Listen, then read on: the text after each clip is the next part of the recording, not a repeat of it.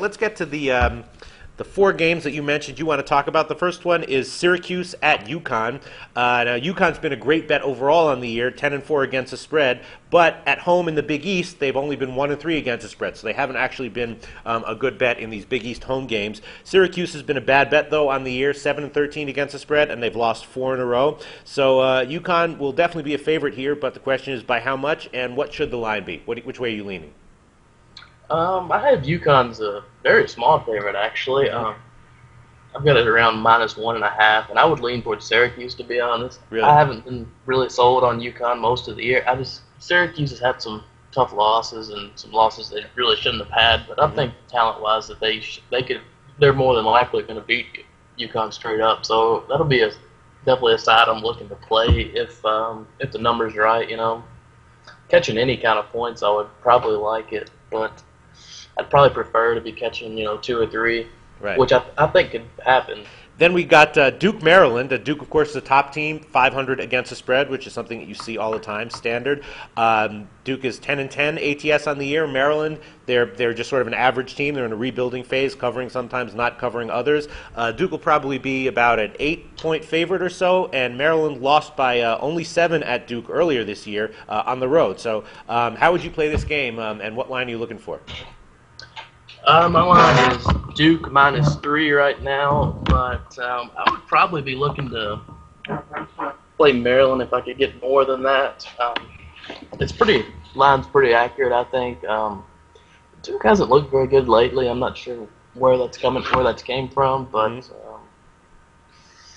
yeah, my lean would probably be towards Maryland, but I would have to, I'd have to be getting probably 4 or 5 to really consider it. Well, I just looking over comparable games and what the line was when Maryland was at Duke. I'm just based on that. I'm assuming that the line will be about Duke -8. Does that sound about right to you, or are you expecting something else? I don't see it. I can't see it being that high. I don't believe I have that game. Yeah, I do have that game in front of me. Let me look here. Maryland was 14.5 there. You would be right there. It should come out approximately around 6 or 6.5. I'm just guessing at that, right? So you think that Maryland would be, and they did only lose by 7. So you think that Maryland might be a good bet there if they're getting that many points? With what's happened recently with Duke, I believe, that game was on the 9th of January, and since then, Duke's went, let's see, not counting that game, 2-4 against the spread with, two losses. I definitely see it coming down a few points, so I'd see it coming out about 4, probably 3.5, 4. All right, well, we'll see. So if it's anywhere around like 6 or 7, you'll definitely be looking hard at Maryland? Yes, definitely be betting Maryland on that. All right. Cool, and then Missouri, Oklahoma State. Oklahoma State is 9-6-1 against the spread on the year, but they haven't done well recently. They've lost 3 in a row against the spread, and then their 3 games before that were very iffy. One was a close cover, one was a huge loss where they didn't come close to covering, and one was an against the spread win, but they were a favorite at home, and it went into overtime, so they got saved by OT in that one. So in general, Oklahoma State's looking like an iffy bet right now, at least over the past bunch of weeks they have. Missouri's looking pretty standard, so are you leaning at Missouri, and if so, at what line? I'm really, truly hangs on an injury for Missouri. I have Oklahoma State -2, but looks like starting forward for Missouri is questionable. Looks like a head injury, and we know how that goes. Yeah. But he's averaging around 11 points, 6 rebounds, and that Missouri team really relies on the athletic forwards, and I'm not sure if they have the depth to overcome, missing him and, what's a tightly lined game. So if I could get Oklahoma State at 2 or around a pick, I would bet them more than likely. You think it'll open that low? I really don't. I could see it opening about 2, but right. If it does come out, if it sinks down anywhere around 1 or so, or even probably at 2, I'd probably bet it because I'm not a big fan of Missouri on the road. I don't believe their record's very good on the road. I don't have it in front of me, but usually pressing type teams like that are much better at home just because the fast pace. Yeah. All right, and then let's get to the fourth and final game. This is a very interesting game. I'm very interested to hear what you have to say. It's Gonzaga and Portland. Now, Portland won outright as a home dog over St. Mary's last time out. Portland is 12-9 against the spread on the year. They're 8-4-1 at home. And Gonzaga is only 10-8-1 against the spread. They're 1-3-1 on the road. And I'm thinking this might be another game where Portland's going to be a decent-sized home dog, where maybe they shouldn't be.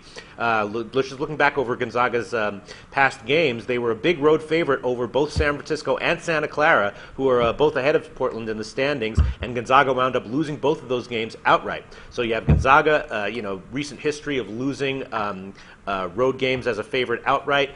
Portland just beat St. Mary's as a home dog outright. So I'm wondering, could this be a big spot for Portland? Do you think that they're going to be a home dog again? And do you think that if they are, they'll have value? I've liked Portland most of the year. They had one little stretch where they played some pretty bad basketball, but as a home dog, I really like them against Gonzaga. I have this line pretty low at around 2.5, around -2.5 for Gonzaga. Mm-hmm.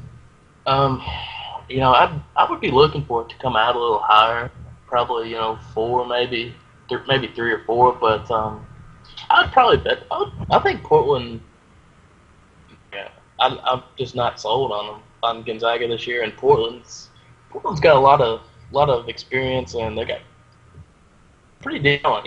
I'd say the talent level is as close between these two programs as it's been in quite a while. Mm-hmm. So I'd be looking to take Portland as long as they weren't really a favorite. So right. I think that's going to be definitely one of the games I bet on Thursday. So in Gonzaga's games against San Francisco and Santa Clara, where they were actually big road favorites. I think they were like 7 points or something in both of those games. They lost both those games outright. Do you think Gonzaga was? I mean, was there some excuse for that, or were they just wildly overvalued by the market in those games? I just don't see I just don't see as much talent on that team.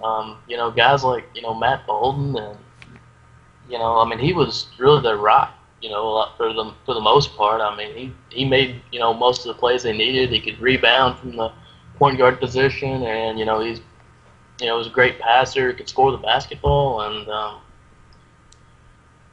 they just don't have a lot of talent, to be honest. Right. And I overestimated them a little bit this year. I thought they'd have a pretty good drop off, but I didn't think it'd be this bad. All right. Well, yeah. I mean, they're 1-3-1 against spread on the road. Again, Portland 8-4-1 against spread at home. So I'm going to be looking pretty close at betting Portland on this one. We'll see where the line comes out. All right. Thanks once again, T. Powell.